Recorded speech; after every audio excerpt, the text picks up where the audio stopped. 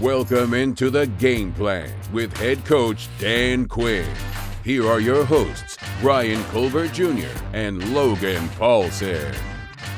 Commanders family, this is the Game Plan. We sit down with head coach Dan Quinn to talk about this exciting matchup with the Tennessee Titans. Then Bryan and I talk impact players in this Tennessee game. Then we sit down and talk about the must-watch matchups so we can get this W over the Tennessee Titans. All that more On the Game Plan. Welcoming head coach Dan Quinn into the Game Plan. Coach, good to see you. Now, we dropped a few games, however, we have a chance to get back into the win column today against the Tennessee Titans. What has been your message this week to the team? Man, it's an awesome week because when you get challenged and you have a culture, and that's when it gets really fulfilled. Not during the times that is like going smooth. Like, it's how we live it. It's how we speak it. It's how we, do all of that together. And so I'm actually pretty fired up about it. And I want to make sure that identity that we want is able to be fully expressed today about how hard we play, the finishing. And if we do those things right, the score will take care of itself. And something else that I think is interesting is how have the guys kind of handled it? Because you're such a good harbinger of culture and identity. How have the guys handled kind of a little bit of this adversity and then embracing what you're bringing? I think number one, for us, it starts with the truth. You got to be able to live it, you got to be able to tell it, and you got to be able to receive it. And as a ball player or as a coach, the execution and the winning, it's on everybody. It's not, they didn't do that or this side, that's not how we roll. So the way we get down, we are all in this together, responsibility is for everybody. And so start off the whole week by Tell the Truth Monday. And that's where we begin it. And then make sure these are the things we got to do together for us to go. We got a lot more in us, and it's up to all of us to pull it out. And I think that's something that's very unique and somewhat special about coaches who can take that responsibility. Where does that come from for you? I've always loved, the part of the game where how do you get better? How do you dig in and get further? I think the teams that you have to go up and down a little bit, go through the adversity. You don't want to say you have to learn how to lose. You have to know how not to. Yeah. And by losing some, you have to go through that space to go. And it's not just enough, Logan, to learn the lessons. You have to apply them. Yeah. You got to apply them into the game, and you got to make sure your identity and all that brings us gets to be, fully expressed in the way that we play. And so I love that it all went up, but we're only 3 months in and nothing's been decided yet. Yeah. And so that's why I love our team, what we stand for, and we can't wait to get back out there. And Coach, you're no stranger to all the noise that comes within an NFL season. But some of these young guys have not dealt with this yet. Yes. So how have you kept them locked in? It's interesting. We talked to the rookies earlier because, this is, about 15 games or so in a row for all the guys that have played in the preseason. Yeah. And so it's the longest they've ever gone without taking a break. And sometimes it's a bigger hurdle mentally than it actually is physically. And the whole process of going through the postseason, the draft, and where am I going to go takes an emotional toll getting here and training camp and in season. So there's a lot left in that reserve tank. And most of the time, it's the other guys on the team. Hey, man, you're going to be just fine. And I can remember my rookie year getting to about Thanksgiving as a coach saying, I'm going to die. And you just kind of work it through, but that part is coming for them. And so I wanted to make sure they knew that and could see that in one another. And hey, how do we help them through that spot? But they'll come out stronger on the other end of this game, knowing they'll have some time to reset. And this is the last bye. So I told them the advantage is there's no other rookie class that'll have be as fresh at the end of the season as you guys will be. I mean, I think that's something people don't understand, fans specifically. It's the NFL, college is a completely different animal, but it's so hard each and every week to get up for the game. It's got to, because you're going for 100, 18 times, 16 times, 17 times in a row. How do you, what's your process to get yourself there each and every week? You want to make sure that the week can feel the same to you. So what do you do on a Monday? What do you do on a Wednesday and a Thursday and a Friday? And as the end of the week comes, it really doesn't have anything more with the team anymore. You've done the preparation, it's in the computer, the information, that now it has to be getting yourself revved up to say, this is how we play and this and that. And so that's what I do love about our team, the fight, they're in it, not going back out of anything. And so that's why all these close games, they'll carry over. There is carryover to these close fights, and it will pay dividends for us. And going through them is hard. And all the wins and losses, they're all you learn a lot from them. They're all equally important. They're not equally enjoyable, but they're equally important because you have to apply what you learned into the next game, the next moment that comes up. And not every moment comes up in every game. This is 4 minute, this is 2 minute, this is overtime, whatever that is. You just get ready for it.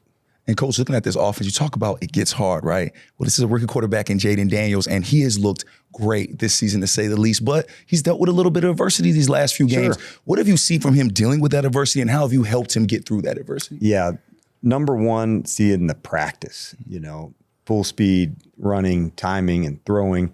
And so seeing him get outside the pocket and make some plays with his legs, that's what makes Jaden special. Dual threat. Have the right blitz on, he beats him. Have the right coverage on, he can go to him. And so the more we can get him into remaining a passer, now there's the whole other factor where they want to stop him as the runner and you rip it down the field. And so getting back into all that, that's a big deal. And that's what we're going to continue to work really hard at.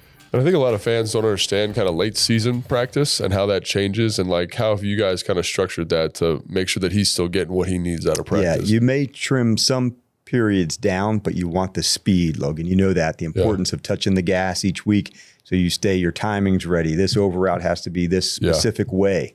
And it's all really important. So you may trim some parts down, but the further along you go in the season, you just become more efficient. This one, to this one, to this one, to this one.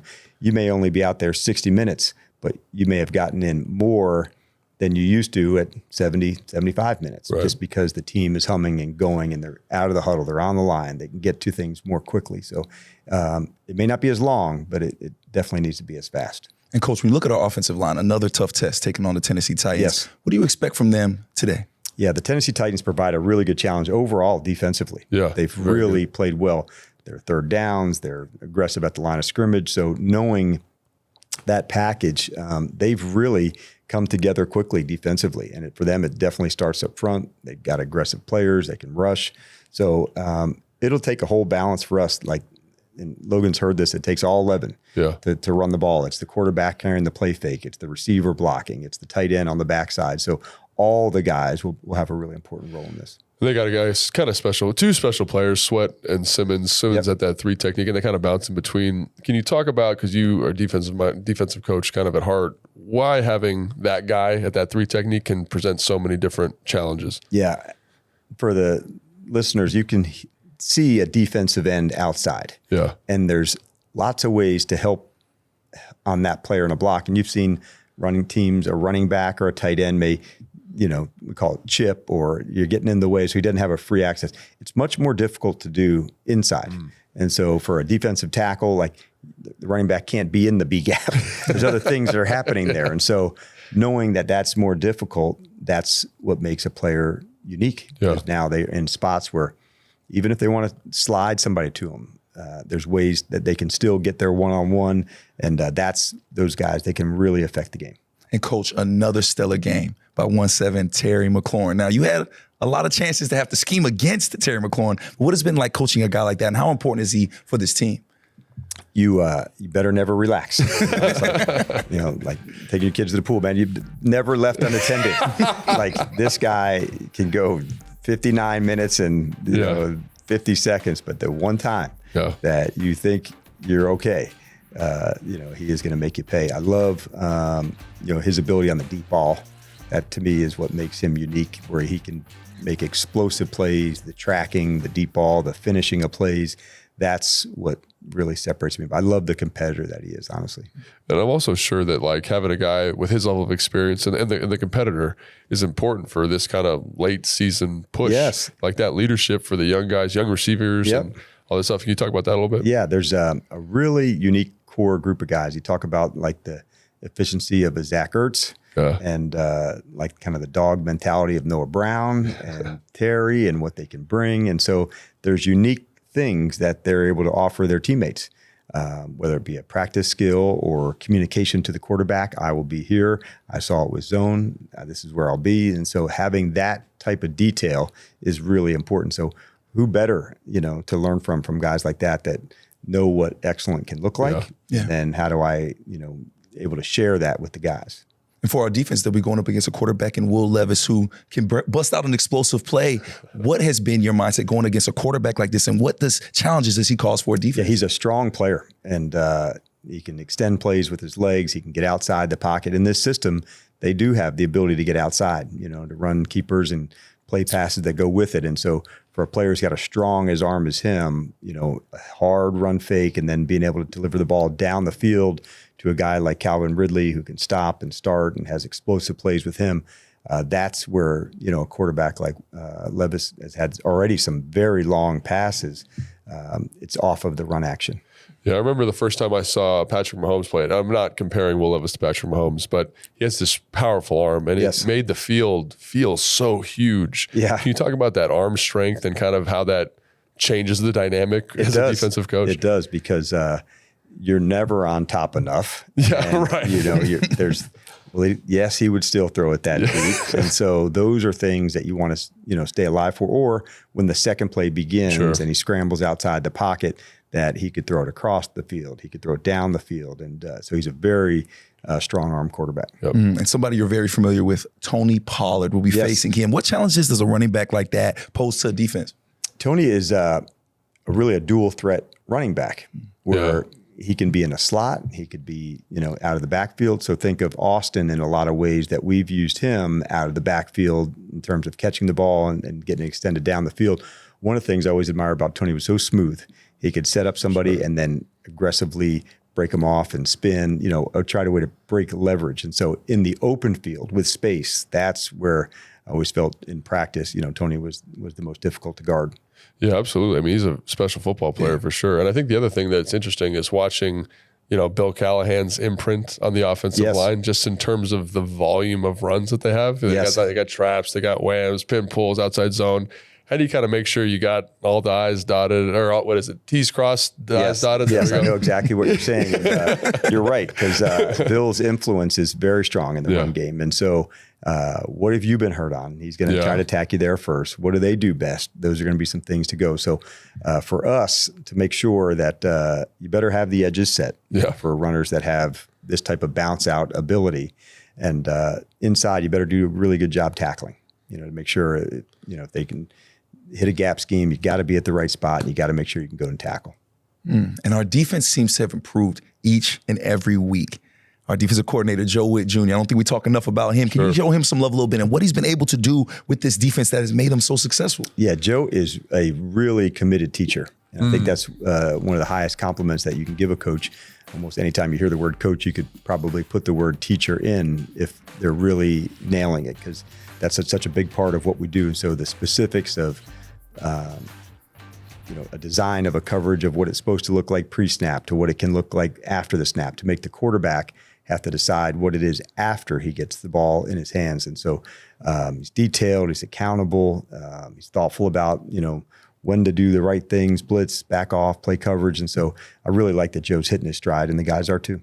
And it's also so interesting watching Joe Witt Jr. and just defense in general, because it's such a reactive thing. You know what I mean? And thinking about, hey, this is cover 3, but I got to have it fit versus 3x1 versus 4x1 versus, you talk about that process and how you kind of make sure that you've got all your bases covered, versus something that's so reactive. Yeah, in my next life, I'm definitely coming back as an offensive coach. You made a mistake, man. Yes, you made a mistake. There's no question. But you do have to have rules and principles. And there's certain routes with switch releases and certain plays that you just think of the play that Terry had in the game last week, where there's a different combination of a receiver coming out and he can get behind someone else. So those are the nuances that go into different coverages. And so some coverages have weaknesses and strengths. Well, not some, all. Yeah. And how do you play into those strengths? Okay, that's a tough route against that coverage, but it'd be very good against here. So that's why the disguise is so important. Good luck today, Coach. All right, thanks, guys. It was great hearing from Coach. Now let's hear a little more about this upcoming matchup. It's time for a competitive edge, brought to you by FanDuel. Make every moment more with FanDuel, an official partner of the Washington Commanders. Now here's a look at the upcoming competition for the Commanders. The Tennessee Titans are coming off of a Week 12 win over the Houston Texans. With quarterback Will Levis at the helm, they've been averaging 183.7 passing yards per game. Commanders are coming off of a heartbreaker against the Cowboys and will be looking to get back on track in today's matchup against the 3-8 Titans. Now, If you want to hear more about today's game, Logan and I will be talking prime players right after this break. And later on the show, Logan and I will talk about top matchups to watch in today's game. You're watching The Game Plan, presented by the Maryland Lottery. Please play responsibly. And by Marsh McLennan Agency, official employee benefits partner of the Washington Commanders.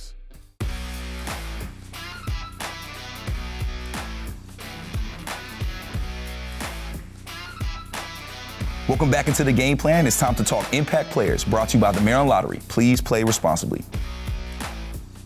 Logan, we're talking impact players. Let's start with number 63, Tyler Biadasz. Yeah, he's got a huge matchup this week because he's got Sweat on the interior. He's a huge defensive tackle, rookie out of Texas, who's playing really good football. And Simmons also lines up in the note. So probably two of their best defensive players will be in locking horns with him all day. And then on top of that, he's got the intellectual problem of kind of dealing with the very complicated blitz scheme.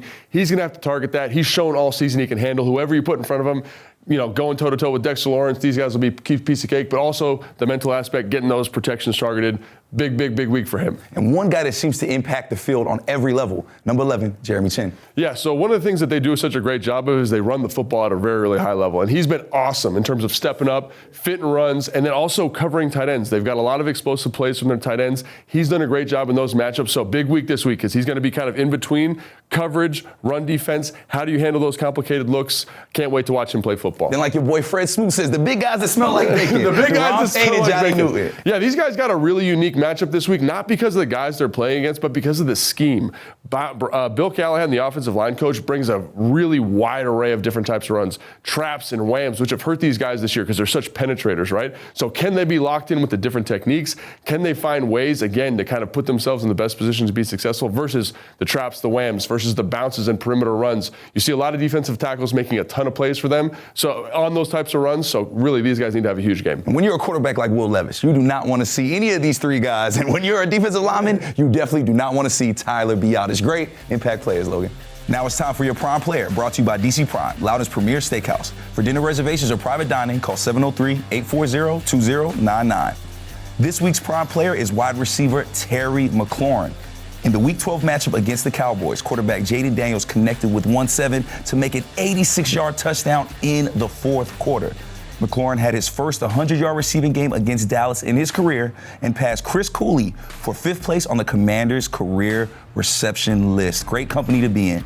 Terry is currently ranked 4th in the NFL in receiving yards. Now stay right there, Commanders family, because Logan and I will be right back to talk about some more Commanders players who will shine in today's must-watch matchups. All that on The Game Plan after this break.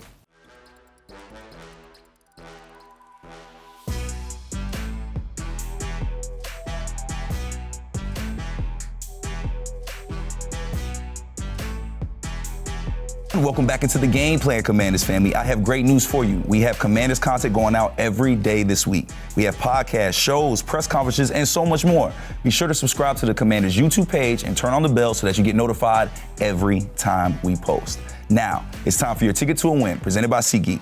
The most disruptive idea in ticketing, a ticket that works. Expect the expected. SeatGeek.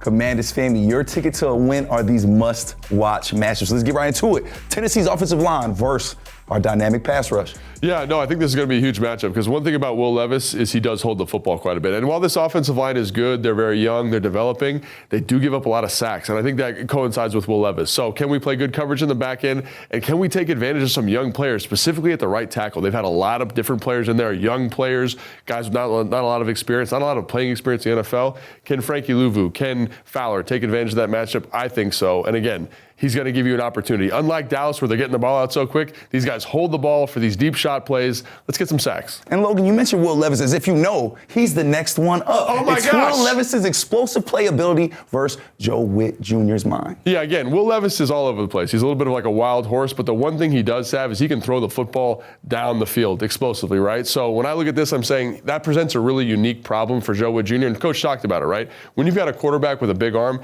you got to make sure you're deeper than the deepest. You're ready for that second reaction play. I think that's what he's got to kind of earn his money this week is they run the ball okay. Can we put the ball in his hands? And then when we do put it in his hands, can we limit that explosive opportunity? Because that's how they score points. And Will Levis, 10 touchdowns on the season, but 9 interceptions. And last but not least, defensive coordinator versus Jaden Daniels. Yeah, this one I think is really interesting because this guy, Denard Wilson, does a really good job in terms of these zone pressures that are a little bit confusing. Looks like all these guys are blitzing. And unlike man pressures where you can really identify the coverage at pre-snap, they're going to drop into zones, drop into cover 2, drop into cover 3, drop into quarters. And what is this guy's processing ability like? And he's done a great job of that all year. But I think that's something that we really got to keep an eye on is that matchup, these kind of unique blitz looks, and how this guy handles them. Commanders family, that is your must-watch matchups for today's game. We hope you had an amazing Thanksgiving. For head coach Dan Quinn, Logan Paulsen, and Bryan Colbert Jr., this is the Game Plan. See y'all next Sunday.